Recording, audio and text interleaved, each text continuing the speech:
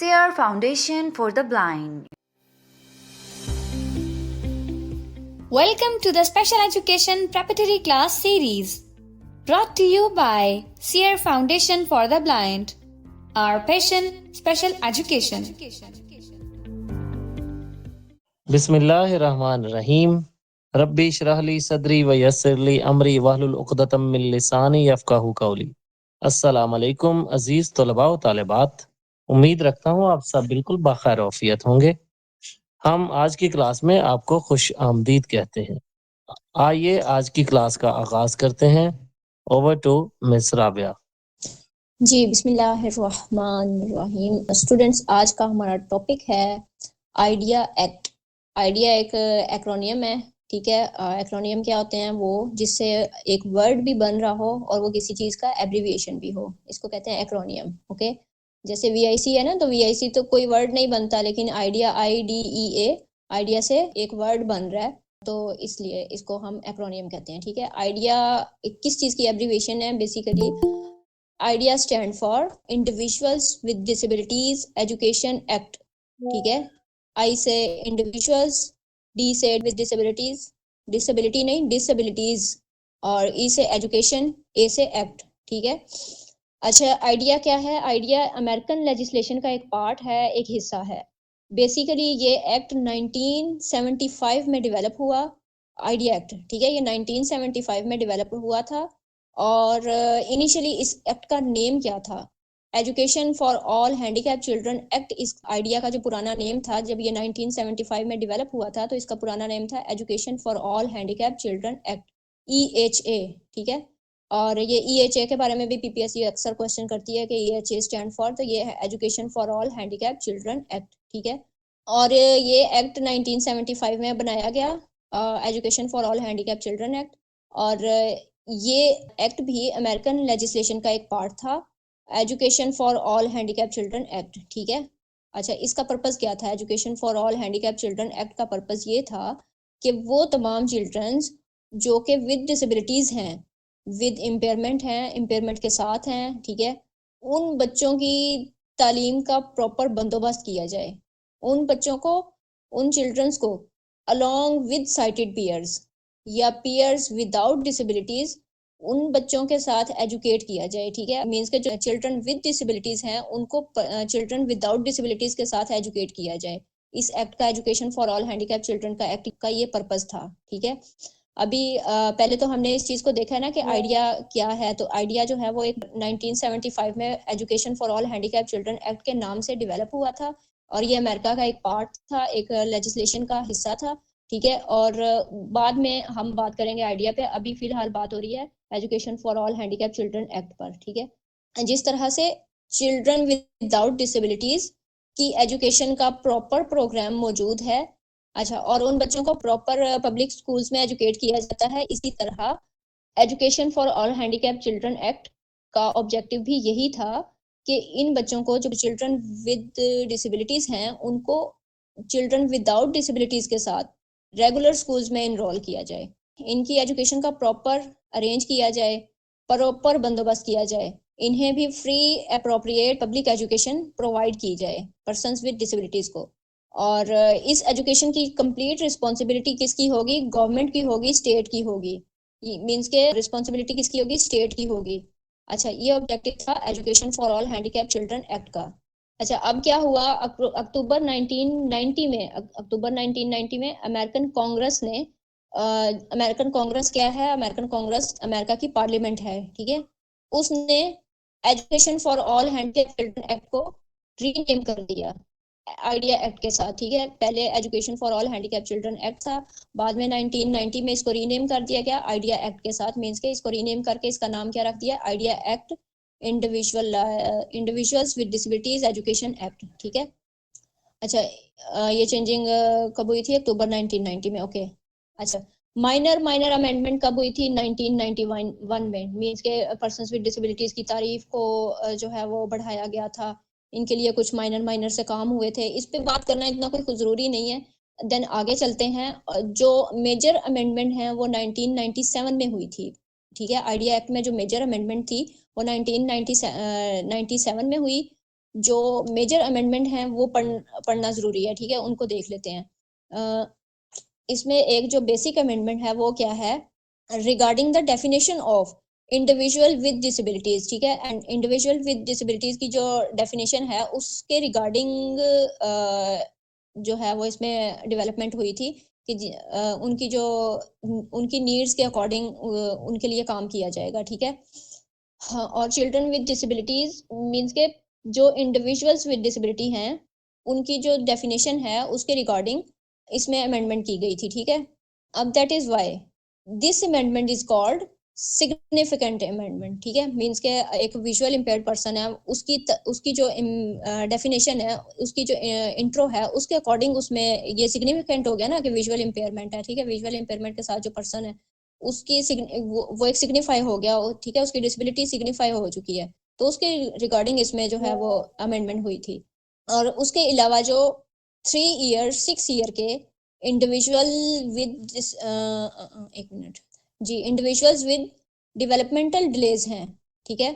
Children with developmental delays क्या होता है, जिनकी कॉग्निटिव डेवलपमेंट नहीं हो रही होती, फिजिकल डेवलपमेंट नहीं हो रही होती है, ठीक है, इमोशनल डेवलपमेंट नहीं हो रही होती है, वो पर्सन्स, वो इंडिविजुअल्स जिनकी डेवलपमेंट नहीं हो रही होती है। कॉग्निटिव कौन सी होती है, हमारे माइंड से रिलेट करती है, फिजिकल हमारी ग्रॉस मोटर और फाइन मोटर से डेवलप करती रिलेट करती है, और हमारी इमोशनल हमारे फीलिंग्स से, हमारे इमोशंस से रिलेट करती है, ठीक है। और सोशल डेवलपमेंट भी नहीं हो रही होती है, उनको भी आइडिया की जो रिकॉग्नाइज्ड डिसेबिलिटीज हैं उनमें इंक्लूड कर दिया गया था, ठीक है। 13 रिकॉग्नाइज्ड डिसेबिलिटी है ना आइडिया की, तो उसमें इंक्लूड, पहले ये इंक्लूड नहीं थे डेवलपमेंटल डिलेज वाले, और बाद में जो 1997 में अमेंडमेंट हुई थी उसके अकॉर्डिंग इनको बीच में इंक्लूड कर दिया था, और फिर ये 13 हो गई थी, ठीक है। अच्छा, उसके बाद यस, उसके बाद टेक्नोलॉजी प्रोविजन के लिए वो चिल्ड्रन विद डिसेबिलिटी जो कि 3 to 21 ईयर के हैं, जिनको सर्विसेज प्रोवाइड करनी है, सर्विसेज देनी है, उनसे पहले जो टोडलर्स हैं जिनको आईएफएसपी प्लान देना है, ठीक है, सॉरी, आईएफएसपी प्रोग्राम देना है, उन सब के लिए जो टेक्नोलॉजी है, असिस्टिव डिवाइसेस हैं, और जो भी प्रोविजन के लिए फंड है, इस सब पे बात की गई थी, ठीक है। ये सब अमेंडमेंट हुई थी 1997 में। अच्छा, इसके बाद आईडिया एक्ट में एक और अमेंडमेंट हुई थी 2004 में। 2004 में आईडिया एक्ट को दोबारा से रीनेम किया गया था, जिसमें इसका नेम फिर से रीनेम कर दिया गया था, और individuals with disabilities education act से रीनेम करके individuals with disabilities education improvement act हो गया, IDEIA, ओके। और ये 2004 में चेंजिंग हुई थी, ठीक है। और 2004 में ही इसको नो चाइल्ड लेफ्ट बिहाइंड अच्छा के साथ जो है वो अलाइन कर दिया गया था, मर्ज कर दिया गया था। अब नो चाइल्ड लेफ्ट बिहाइंड कब फार्मूलेट हुआ था या कब नाफिज किया गया था, तो ये 2001 में नाफिज किया गया था, जबकि प्रेसिडेंट कौन थे अमेरिका के, जॉर्ज डब्ल्यू बुश, ठीक है। जॉर्ज डब्ल्यू बुश ने इसको अलाइन किया था नो चाइल्ड लेफ्ट बिहाइंड के साथ आइडिया को, ओके। मीन्स के जो पॉलिसीज फार्मुलेट की गई थी नो चाइल्ड लेफ्ट बिहाइंड में, उन्हीं पॉलिसीज को आइडिया एक्ट में मर्ज कर दिया गया था, ठीक है। अच्छा, और उसके साथ आइडिया एक्ट के साथ इसको अलाइन करते हुए ये डिसाइड किया गया था कि कोई भी चाइल्ड डिसेबिलिटी या सिंगल वन कोई भी चाइल्ड डिसेबिलिटी है, वो एजुकेशन से महरूम ना रहे, वो स्कूल से दूर ना रहे, और अमेरिकन स्टेट में मौजूद हर एक चाइल्ड डिसेबिलिटी को स्कूल तक लाना, उसकी स्कूल तक एक्सेस को पॉसिबल बनाना, और उसके लिए फंडिंग और जो भी अरेंजमेंट्स हैं वो सब करना स्टेट की रिस्पॉन्सिबिलिटी है। उसके अलावा टेक्नोलॉजी पे बहुत ज़्यादा फोकस किया गया था, और टेक्नोलॉजी से रिगार्डिंग ट्रेनिंग ऑफ प्रोफेशनल्स, ठीक है। टेक्नोलॉजी और टेक्नोलॉजी से रिगार्डिंग जितने भी प्रोफेशनल्स हैं उनको ट्रेन करना, और पेरेंट्स को ट्रेन करना, चिल्ड्रन विद स्पेशल नीड्स जो हैं उनको ट्रेन करना, ठीक है। और ये सब कब बात की गई थी, 2004 में, ठीक है। उसके बाद 2009 में बेसिक फोकस किया गया था फंडिंग से रिगार्डिंग कि आइडिया एक्ट को इम्प्लीमेंट करने के लिए स्टेट ऑफ अमेरिका, यानी जो कि अमेरिका का अमेरिकन कंट्री है, वो सफिशिएंट फंड एलोकेट करेगा। 2009 में जो प्रेसिडेंट ओबामा थे, उन्होंने मंजूरी दी थी, अच्छा उन्होंने यही मंजूरी दी थी कि फंड एलोकेट किया जाएगा, ठीक है। अच्छा, और जो आइडिया एक्ट की मंजूरी के लिए ये फंड था, वो इम्प्लीमेंट करने के लिए और चाइल्ड विद डिसेबिलिटीज की एजुकेशन के लिए, अच्छा ये फंड एलोकेट किया गया था। अब ये थी आइडिया एक्ट की हिस्ट्री। इसके अलावा ज़्यादा इसके आर्टिकल्स में या फिर ज़्यादा डिटेल में जाने की ज़रूरत नहीं है, जितनी बता दी गई है इतनी काफ़ी है, और इसी से रिलेटेड ही क्वेश्चंस पूछे जाएंगे, इससे ज़्यादा कंफ्यूजन नहीं होगी। देन आगे चलते हैं, how many parts of IDEA act, ठीक है, आइडिया एक्ट के कितने पार्ट्स हैं? There are 4 parts of IDEA act, part A, part B and part C, ठीक है, sorry part C and part D. जी आवाज ठीक आ रही है ना? ओके ओके, पार्ट ए, ठीक है, हम पहले सबसे पार्ट ए को डिस्कस करते हैं। आइडिया के 4 पार्ट्स हैं, part A, part B and part C and part D, ठीक है। तो हम ए को डिस्कस करते हैं पहले। पार्ट ए किस चीज पे बात करता है? जनरल प्रोविजन पे बात करता है, ठीक है। जनरल प्रोविजन पे बात करता है। बात करते हुए क्या कहता है आइडिया एक्ट पार्ट ए में? कहता है बेसिकली आइडिया एक्ट पार्ट ए में बात करता है objectives and goals of IDEA Act. Idea act में जो ऑब्जेक्टिव्स जो हैं, वो जो मकासद सेट किए गए, उनको इम्प्लीमेंट करने की बात करता है आइडिया एक्ट, ठीक है। मकासद क्या होते हैं, ऑब्जेक्टिव्स क्या होते हैं? एक कानून में जो पॉलिसीज जो हैं वो एक मकासद के तौर पे सेट कर दी जाती हैं, और उन पॉलिसीज को फिर अमली जामा पहनाने के लिए जो इम्प्लीमेंट किया जाता है उसको कहते हैं गोल्स, ठीक है। तो ये होते हैं objective and goals. Objective and goals पे बात करता है आइडिया एक्ट। देन इस चीज पे बात करता है कि आइडिया एक्ट को डेवलप क्यों किया गया, बेसिकली पर्पस क्या है आइडिया एक्ट को डेवलप करने का। तो पर्पस यही है कि पर्सन्स विद डिसेबिलिटीज को उनकी नीड्स के अकॉर्डिंग उनको एजुकेशन प्रोवाइड करनी है, और उनको इंडिविजुअली उनकी नीड्स मींस के हर एक पर्सन की, जितने भी पर्सन्स विद डिसेबिलिटीज हैं उनकी नीड्स एक दूसरे के से डिफरेंट हैं, मुख्तलिफ हैं। तो हर एक की इंडिविजुअल नीड के अकॉर्डिंग उनको सर्विसेज प्रोवाइड करनी है, टेक्नोलॉजी से रिलेटेड, ठीक है, और डिफरेंट सोर्सेज से उनको ट्रीट करना है। इसके बेसिक गोल और ऑब्जेक्टिव क्या हैं आइडिया एक्ट के, ठीक है, उन पे बात करता है। जो आइडिया एक्ट के बेसिक गोल्स और ऑब्जेक्टिव हैं उन सब पे बात करता है हम। और उसके बाद बेसिक प्रिंसिपल, ठीक है, आगे प्रिंसिपल भी हम पढ़ेंगे। आइडिया एक्ट के जो प्रिंसिपल हैं 6 हैं, उन पे भी बात करते हैं। तो और बेसिक जो प्रिंसिपल्स हैं उन पे बात करता है पार्ट ए, कि किन प्रिंसिपल के अकॉर्डिंग आइडिया एक्ट को डेवलप किया गया, ठीक है, और आइडिया एक्ट किन प्रिंसिपल के तहत काम करता है, इस चीज पे बात करता है। और आइडिया एक्ट का पर्पस क्या है, मकसद क्या है, किन इंडिविजुअल्स को फैसिलिटेट करना, कैसे फैसिलिटेट करना है उनको।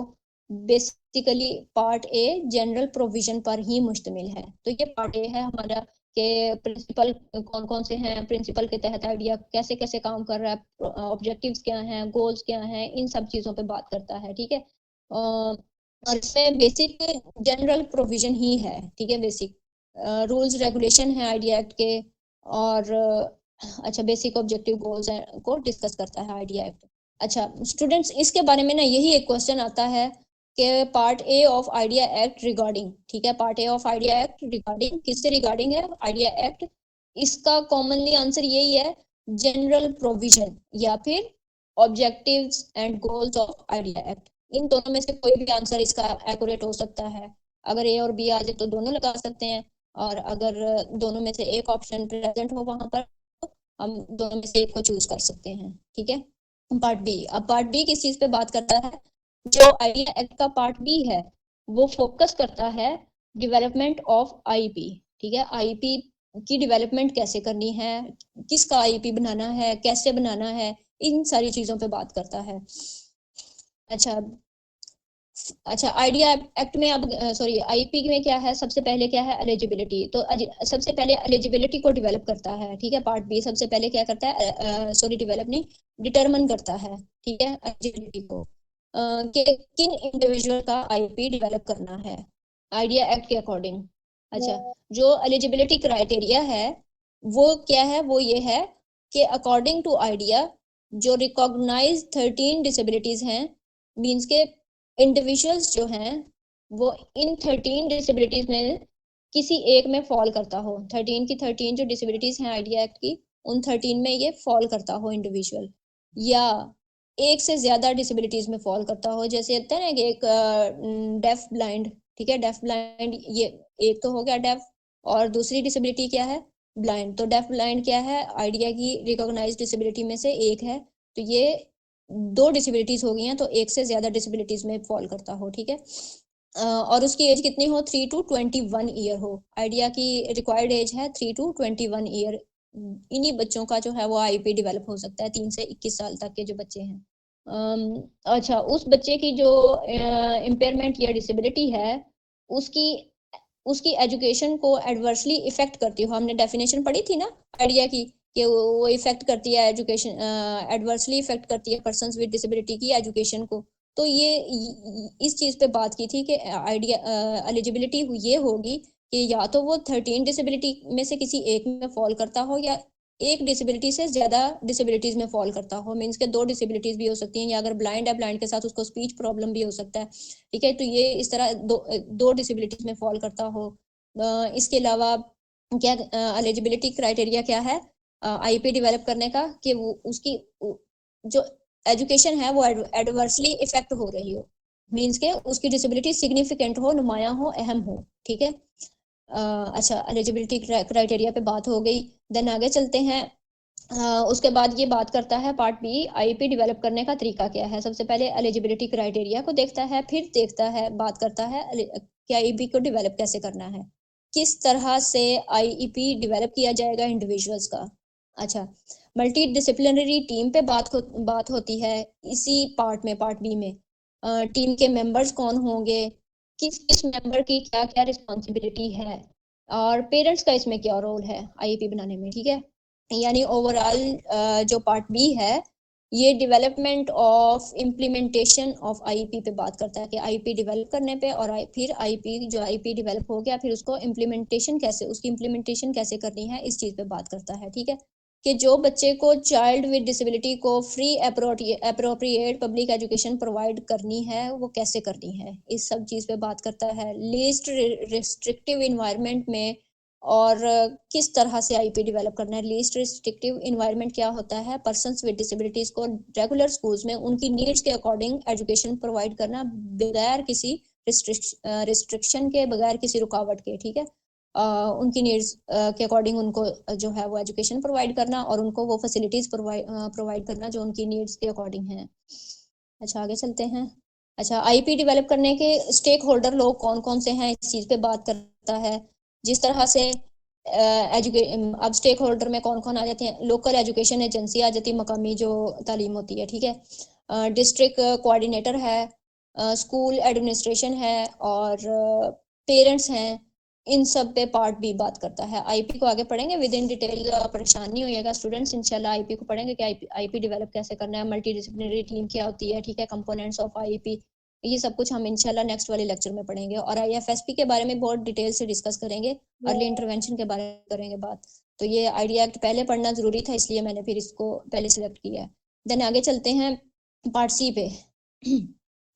अच्छा, जो आइडिया एक्ट का पार्ट सी है वो फोकस करता है इन्फेंट्स और टोडलर पर। अब इन्फेंट्स क्या होता है और टोडलर क्या होता है, आई थिंक सो आप अडल्ट्स हैं, आप सबको पता होगा इन्फेंट्स क्या होता है और टोडलर्स क्या होता है, बट फिर भी मैं बता देती हूँ।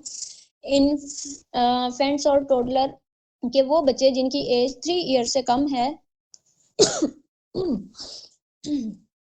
बर्थ से 2 ईयर का जो बच्चा है वो इन्फेंट्स कहलाता है, ही और शी इज कॉल्ड इन्फेंट्स, ठीक है।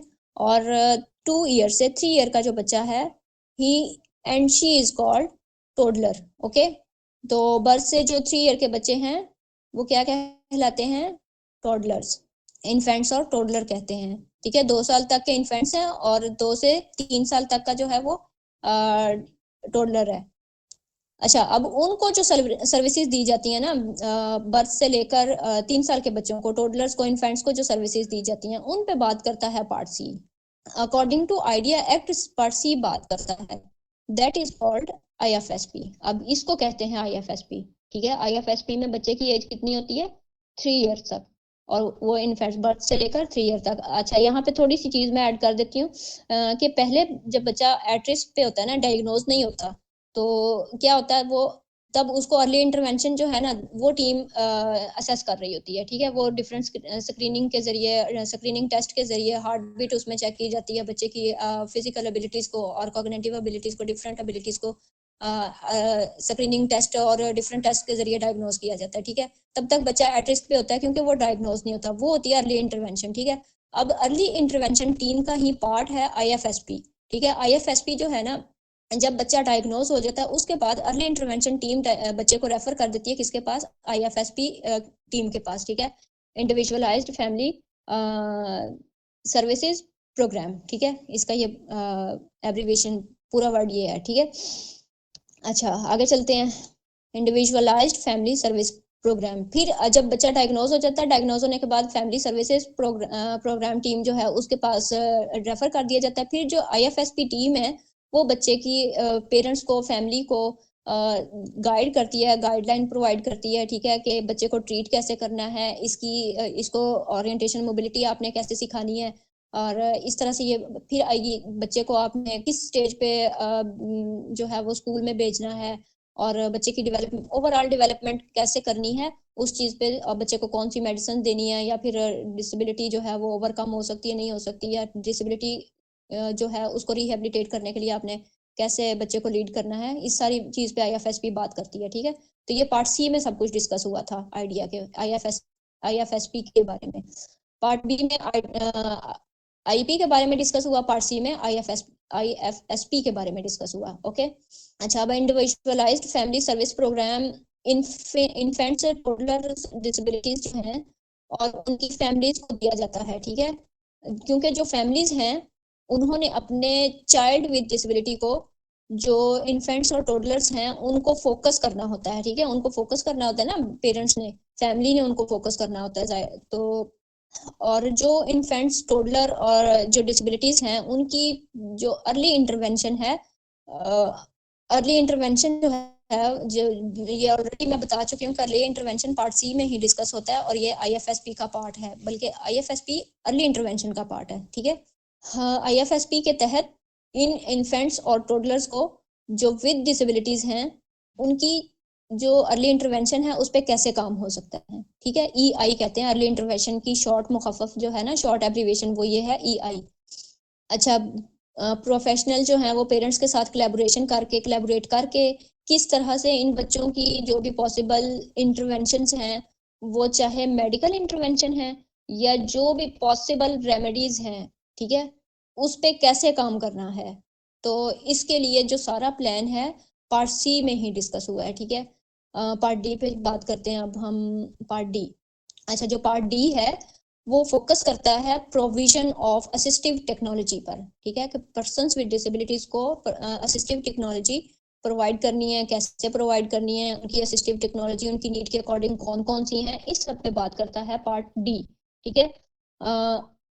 अच्छा, असिस्टिव डिवाइसेज, सप्लीमेंट्री एड्स और टेक्नोलॉजी से रिगार्डिंग बात करता है कि जितनी भी असिस्टिव टेक्नोलॉजीज की प्रोविजन है, जितनी भी एड्स यूज होनी है for the education of child with disabilities, ठीक है, उसकी एजुकेशन के दौरान या एजुकेशन से पहले जो भी चीज़ें, जो भी असिस्टिव टेक्नोलॉजी डिवाइसेस जो भी यूज होनी है, वो उन पे बात करता है, ठीक है। और इसमें बात करता है कि एज कितनी होनी चाहिए, एजुकेशन में एज 3 to 21 ही होती है, ठीक है।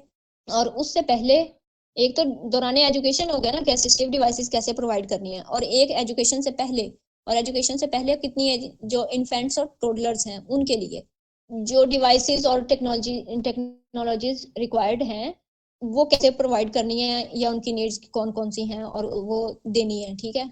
अच्छा, अब ये बात करता है किस चीज़ पे, असिस्टिव टेक्नोलॉजी और डिवाइसेस पे, और टेक्नोलॉजी प्रोविजन पे बात करता है। अच्छा, अब ये भी बात करता है टेक्नोलॉजी से रिगार्डिंग टीचर्स को ट्रेन करना है, ठीक है, ट्रेनिंग ऑफ टीचर्स। पेरेंट्स पे बात करता है पार्ट डी के पेरेंट्स को भी टेक्नोलॉजी से रिगार्डिंग ट्रेन करना है। जाहिर सी बात है, पेरेंट्स को टेक्नोलॉजी आएगी तो वो बच्चे को सिखाएंगे ना, अगर पेरेंट्स ही महरूम है टेक्नोलॉजी से तो वो बच्चे को कैसे सिखाएंगे, ठीक है। क्योंकि प्री एजुकेशन से पहले भी तो बच्चे को डिवाइसेस प्रोवाइड करनी है, उसको IFSP में भी डिवाइसेस प्रोवाइड करनी है, जब उसकी IFSP हो रही है, बच्चे की अर्ली इंटरवेंशन हो रही है, तब भी उसको डिवाइसेस प्रोवाइड करनी है। तो इस सारी चीज पे बात करता है।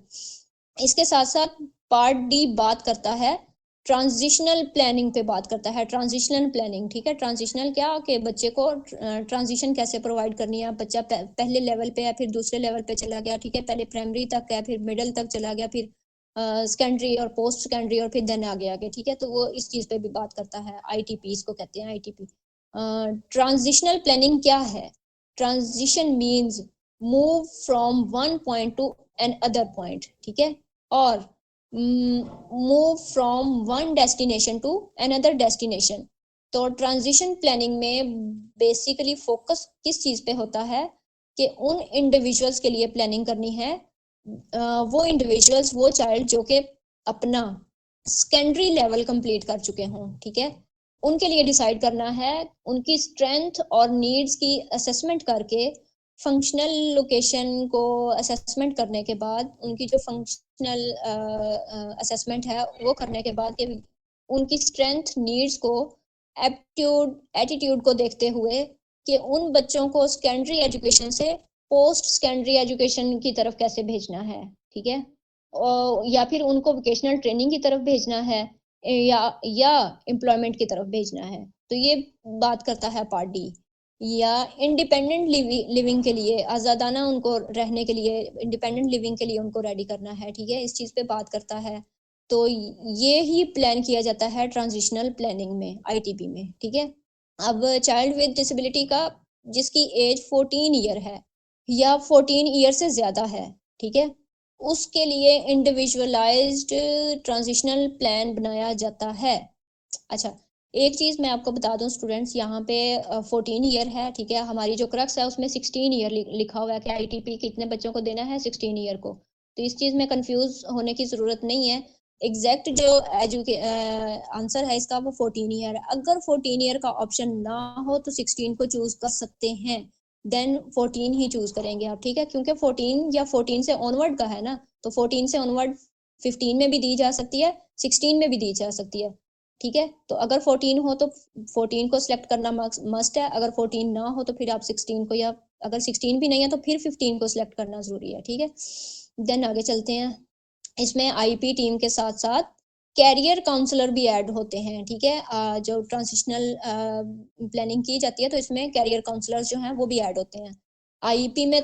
अच्छा, IP में तो टीम का हिस्सा बच्चा तब होता है अगर अप्रोप्रिएट हो, ठीक है, लेकिन ट्रांजिशनल प्लान में जो चाइल्ड विद डिसेबिलिटी है उसकी एज 14 या 14 से ज्यादा होनी चाहिए, वो इसका हिस्सा जरूर होता है, ठीक है, ITP में चिल्ड्रन, क्योंकि वो मेच्योर हो चुका होता है, वो जो है वो, तो इसलिए फिर वो उसको टीम का हिस्सा जरूर रखना चाहिए, ठीक है, और होना भी चाहिए उसे।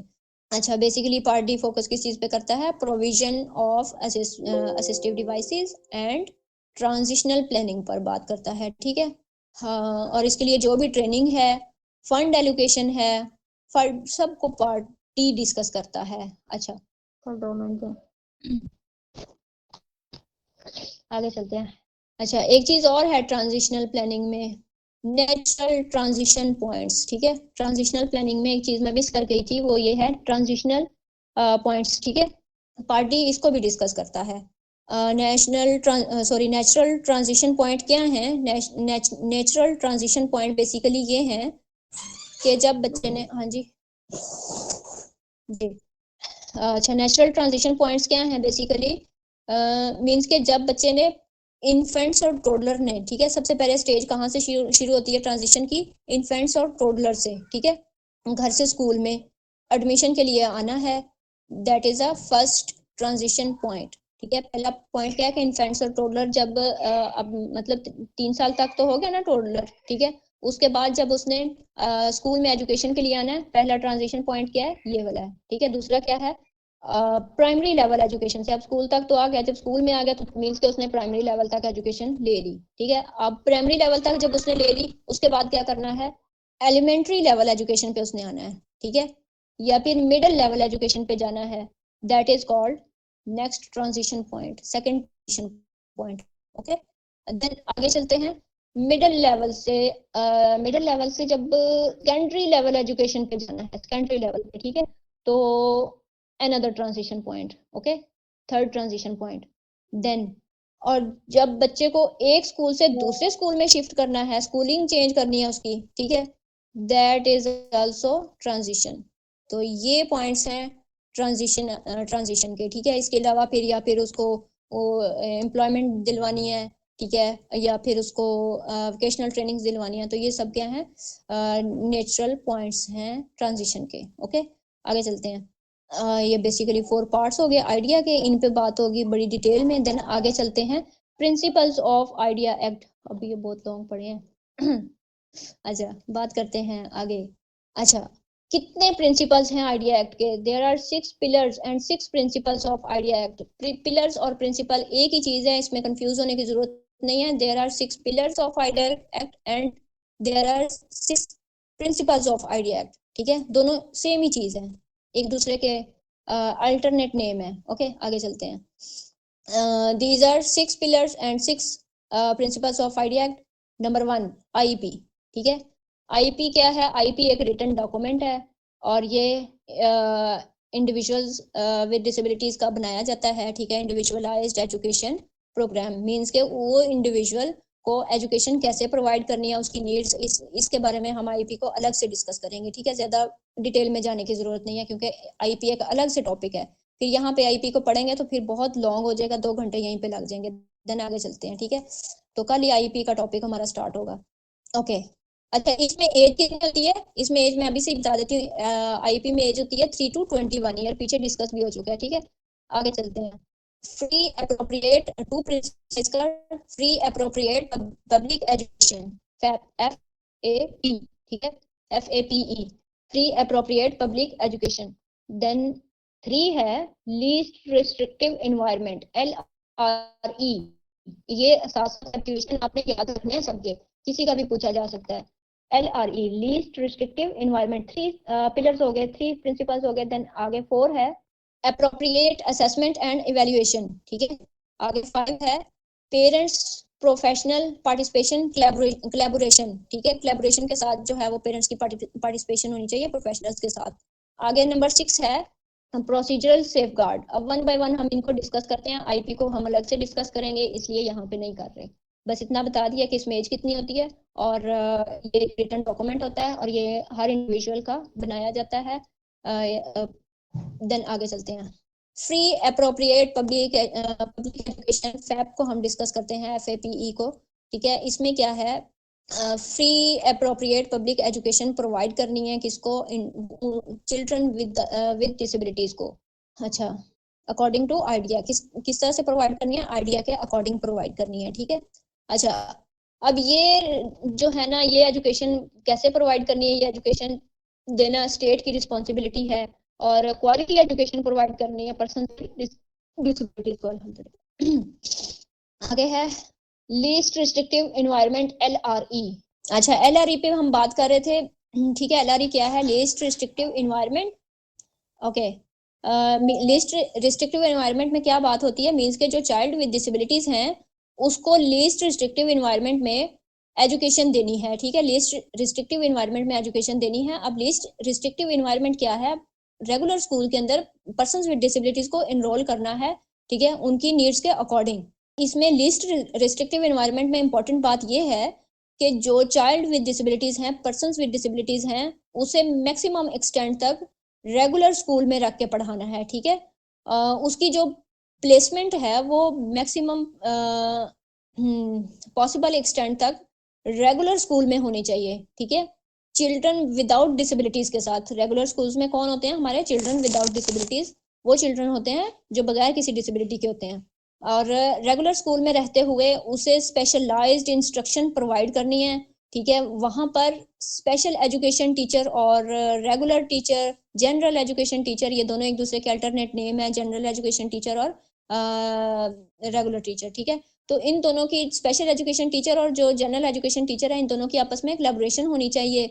ये दोनों एक दूसरे के साथ कोलैबोरेटिवली काम करेंगे और वहीं पर रहते हुए उसे तमाम रिलेटेड सर्विसेज प्रोवाइड करेंगे पर्सन्स विद डिसेबिलिटीज को। अब रिलेटेड सर्विसेज क्या होती हैं? According to individual with disabilities needs, ठीक है, पर्सन्स विद डिसेबिलिटीज की नीड्स के मुताबिक, उसकी जिस तरह की डिसेबिलिटी है उसके मुताबिक उसको सर्विसेज देना, वो रिलेटेड सर्विसेज होती हैं, ठीक है। चाइल्ड विद डिसेबिलिटीज को रेगुलर स्कूल से सिर्फ उस सूरत में रिमूव करना है अगर उसकी इम्पेयरमेंट बहुत स्वेयरिटी के साथ है, ठीक है, वो उसकी जो इम्पेयरमेंट है वो बहुत ज्यादा स्वेयर है, मीन्स के स्वेयरिटी शिद्दत जो है वो इम्पेयरमेंट की इतनी ज्यादा है कि रेगुलर स्कूल में एजुकेट नहीं किया जा सकता, ठीक है, ठीक है। देन उसे रेगुलर सेटिंग से रिमूव करके स्पेशलाइज्ड सेटिंग में लेके जाना है, तो ये इसी सूरत में रिमूव करना है, अदरवाइज उसे रिमूव नहीं करना, ठीक है। कहाँ से? रेगुलर स्कूल से।